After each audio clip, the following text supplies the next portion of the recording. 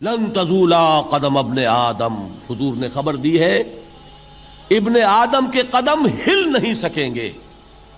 جیسے مجرم کھڑا ہوتا ہے کٹہرے کے اندر، اس کٹہرے میں سے ہل نہیں سکو گے حتی یسأل عن خمس، جب تک کہ 5 چیزوں کا حساب نہ لے لیا جائے. وہ 5 چیزیں کیا ہیں؟ کان کھول کر سنیے. عن عمرہ فیما افناہ، عمر کا حساب دو، یہ 80 برس اور 70 برس ہم نے تمہیں دنیا میں دیے، کہاں ضائع کیے.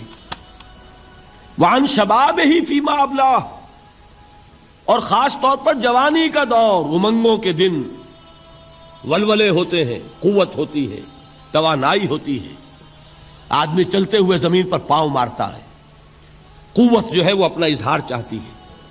یہ جوانی کہاں گلائی؟ حساب دو، ایک ایک لمحے کا حساب دو. وہاں مالہ من این اکتسبہ وفیما انفقہ، ایک ایک پائی کا حساب دو، مال کا کہاں سے کمایا تھا، حلال سے کہ حرام سے، اور کہاں خرچ کیا تھا، گل چھروں میں، عیاشیوں میں، یا نیکی کے کاموں میں، ادائے حقوق میں، اللہ کے دین کے لیے. 4 سوال ہو گئے. 2 زندگی کے بارے میں، ایک زندگی پوری بحیثیت مجموعی کہاں کس کام میں لگائی، اور خاص طور پر شباب کا دور کہاں لگایا. 2 سوال مال کے بارے میں، کمایا کہاں سے، حلال سے کہ حرام سے، جائز سے کہ ناجائز سے، خرچ کہاں کیا. اور آخری سوال وعما عمل فیما علم، جو علم حاصل کیا تھا اس میں عمل کتنا کیا. علم کے انبار لگاتے چلے گئے اور عمل کے آغاز کی بھی نوبت نہ آئی. یہ علم جو ہے یہ اس روز سب سے بڑا وبال بن جائے گا انسان. اتنا علم اور عمل کچھ نہیں، بجائے کہ کریڈٹ کا ذریعہ بنے یہ الٹا ڈیبٹ کا کھاتا بن جائے گا. یہ جواب دہی کا احساس ہے کہ جس کی وجہ سے انسان کی ٹریجڈی جو ہے وہ دوہری ہے. کوئی حیوان اتنے بوجھ تلے نہیں، مشقت کی، محنت کی، اس زندگی میں ختم ہوئے، اس کے بعد کوئی محاسبہ نہیں. اس کو بھی غالب نے خوب کہا ہے کہ اب تو گھبرا کے یہ کہتے ہیں کہ مر جائیں گے، اور مر کے بھی چین نہ پایا تو کدھر جائیں گے. یہ ہے وہ ہیومن ٹریجڈی. اب میں آپ کو توجہ دلانا چاہتا ہوں. ایک تو گوتم بدھ کا فلسفہ، اس کے فلسفے کا مین تھیم یہ ہے سروم دکھم، آل از پین، آل از سفرنگ. اور اس نے جو بھی اپنی محنت کی یہ تو اللہ ہی بہتر جانتا ہے کہ اسے بعد میں ملا کیا اور کیا نہیں ملا.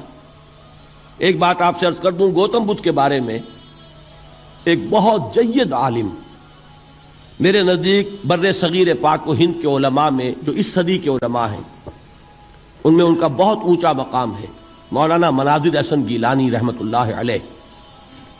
گیلان قصبہ ہے ایک بہار کا، وہاں کے رہنے والے تھے. ان کی زندگی زیادہ گزری حیدرآباد دکن میں، عثمانیہ یونیورسٹی میں استاد رہے. انہوں نے گوتم بدھ کے بارے میں یہ لکھا ہے کہ میرا یہ گمان ہے کہ وہ بھی اللہ کے نبی تھے، اور اس کی دلیل دی ہے. قرآن مجید میں ایک رسول کا ذکر آتا ہے، ذوالکفل، اور یہ ذوالکفل وہ ہے جس کے بارے میں ہمیں کچھ پتہ نہیں. قرآن مجید میں بھی ایک جگہ ذکر آیا ہے. نمبر 2 یہ کہ کسی حدیث میں اس کی کوئی ہمیں وضاحت نہیں ملتی، نہ حضور سے پوچھا گیا نہ حضور نے اس کی وضاحت فرمائی. اب یہ ذوالکفل ہے کون؟ تورات میں جو نبیوں کے نام آتے ہیں ان میں سے کسی نبی کا نام ذوالکفل کے آس پاس نہیں بنتا کہ یہ سمجھا جائے کہ یہ اس نام کی بگڑی ہوئی یا بدلی ہوئی شکل بن گئی ہے.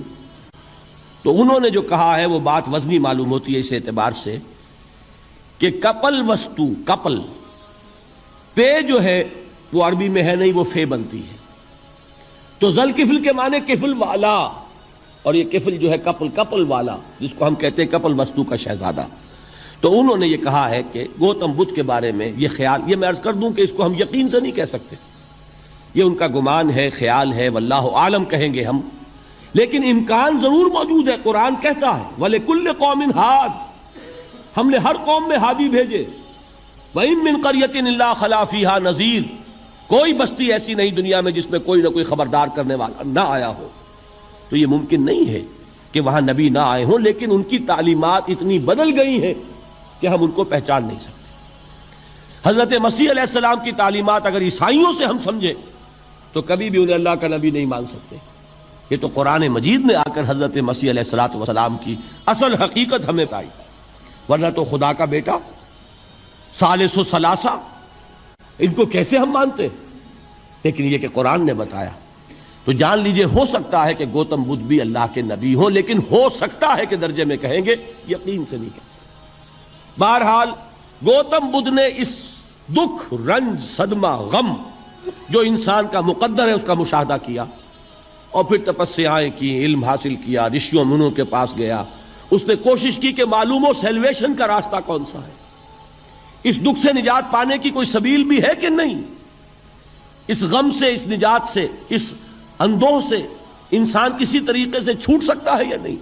اسی کو سیلویشن کہتے ہیں انگریزی میں، اسی کو ہندی میں نروان کہتے ہیں، اسی کو عربی میں نجات کہتے ہیں۔ ان نجات معلقۃ بمجموع هذه الاشیاء، میں نے امام راضی رحمۃ اللہ علیہ کے الفاظ میں آپ کو وہ لفظ بتایا، نجات کی راہ۔ اچھا، جدید فلسفوں میں جن حضرات کو دلچسپی کی بات ہے انہی کے بارے میں یہ عرض کر رہا ہوں۔ جدید فلسفوں میں بھی ایک فلسفہ ہے وجودیت، ایگزسٹانشلزم۔ آپ نے نام سنا ہوگا سارترے، یہ فرینچ فلسفر، اور اس وقت دنیا میں جو نوجوان نسل ہے وہ بہت زیادہ متاثر ہوئی ہے سارترے کے فلسفے سے۔ کرکیگارڈ پرانے دور میں اور سارترے اس دور میں، ان کے فلسفے کا نام ہے وجودیت، ایگزسٹانشلزم۔ اس کا مرکزی خیال بھی یہی ہے، انسان کے لیے دکھ ہی دکھ ہے، صدمہ ہی صدمہ ہے، رنج ہی رنج ہے۔ صرف یہ ہے کہ کچھ حساس لوگ ہوتے ہیں وہ صدمے کو زیادہ محسوس کرتے ہیں، کچھ ذرا ان کی حس جو ہے وہ کچھ ڈل ہو جاتی ہے، کند ہو جاتی ہے۔ وہ جو غالب کا شعر میں نے آپ کو سنایا کہ مشکلیں اتنی پڑی مجھ پر کہ آساں ہو گئی، ورنہ یہ ہے کہ انسان سوچے تو دکھ ہے۔ اب یہ دکھ جو ہے، اس سے نجات کا کوئی راستہ بھی ہے کہ نہیں، یہ کوسچن مارک ہے، جس کا جواب ہے تیسری آیت میں، اِلَّا الَّذِينَ آمَنُوا وَعَمِلُوا الصَّالِحَاتِ وَتَوَاصَوْا بِالْحَقِّ وَتَوَاصَوْا بِالصَّبْرِ۔ جو ایک نا امیدی کی کیفیت طاری ہوتی ہے، وَالْعَصْرِ إِنَّ الْإِنسَانَ لَفِي خُسْرٍ، زمانے کی قسم ہے تمام انسان برباد ہونے والے ہیں، تباہی میں ہیں، گھاٹے میں ہیں، ٹوٹے میں ہیں۔ اس سے جو ایک مایوس کن صورتحال سامنے آتی ہے، اس مایوسی سے نجات دلانے والی آیت ہے تیسری آیت۔ ایک راستہ ہے، یہ امید کی کرن ہے، تباہی سے بچ سکتے ہو، ابدی بربادی، وہ بربادی۔ یہاں تو یہ ہے کہ ہم نے مشقتیں اٹھا لیں، فاقے جھیل لیے، تکلیفیں برداشت کر لیں، صدمے برداشت کر لیے، لیکن موت آئی، اس کا خاتمہ ہو گیا۔ لیکن اس کے بعد اگر خدا نہ خواستہ جہنم میں جھونک دیے گئے، وہ ابد الآباد تک کی، وہ ہمیشہ ہمیشہ کی جلن۔ قرآن کہتا ہے کہ اگر ایک کھال جل جائے گی، جھلس جائے گی، اللہ اور کھال دے دے گا۔ دیکھیے، یہ بھی جدید دور میں آپ کو معلوم ہوگا، بورس بکائی نے جو کتاب لکھی ہے، دی فرینچ سرجن، اس نے ثابت کیا ہے کہ قرآن مجید نے جتنے نیچرل فینومینا کا حوالہ دیا ہے وہ بالکل سائنس کے مطابق ہے۔ آج ہمیں یہ معلوم ہے کہ حس جو ہے وہ صرف کھال میں ہوتی ہے، کھال حساس ہوتی ہے، کھال اتر جائے نیچے جو ہے گوشت جلے گا، آپ کو تکلیف نہیں ہوگی۔ معلوم قرآن نے کہا ہے کہ جب کھالیں ان کی جھلس جائیں گی، ہم نئی کھال دے دیں گے تاکہ وہ سوزش جو ہے، وہ جلن کا احساس برقرار رہے، وہ ختم ہونے نہ پائے۔ حالانکہ اس کی ضرورت نہیں ہے، اگر اندر کا گوشت بھی حس والا ہوتا تو پھر کھال دوبارہ عطا کرنے کی ضرورت نہیں ہے، گوشت جلے گا، اس سے بھی جلن کا اور سوزش کا احساس ہو جائے گا۔ لیکن قرآن کہتا ہے کہ نہیں، کلما نضجت جلودہم بدلنا لہم جلودا غیرہا، جب ان کی کھالیں جھلس جائیں گی، جل جائیں گی، ہم ان کی کھالیں بدل دیں گے تاکہ وہ سوزش برقرار رہے۔ ثم لا يموت فیہا ولا یحیا، پھر نہ وہ اس میں جی سکے گا نہ مر سکے گا، نہ زندوں میں ہوگا نہ مردوں میں ہوگا۔ موت کو پکارے گا، کاش کہ موت آ جائے جو مجھے اس مشقت سے اور مشکل سے چھٹکارا دلا دے۔ وہ موت جس سے اس وقت ہم بھاگتے ہیں، اگر خدا نہ خواستہ اس جہنم میں جھونکے گئے تو پھر موت کو پکاریں گے اور موت نہیں آئے گی۔ اس عذاب سے، اس ابدی ناکامی سے، اس خسران سے، اس ابدی ہلاکت سے بچنے کا کوئی راستہ ہے؟ وہ جو میدان حشر میں پکاریں گے لوگ، این المفر، کوئی جائے فرار ہے، کوئی جائے پناہ ہے؟ وہ جائے فرار، وہ جائے پناہ اس دنیا میں اللہ نے ہمیں عطا فرمائی، اسی کا نام صراط مستقیم ہے۔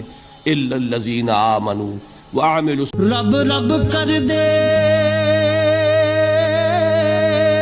بڈھے ہو گئے اتے ملا پنڈت سارے، رب دا کھوج کھرا نہ لبا اتے نہ کیتے بئی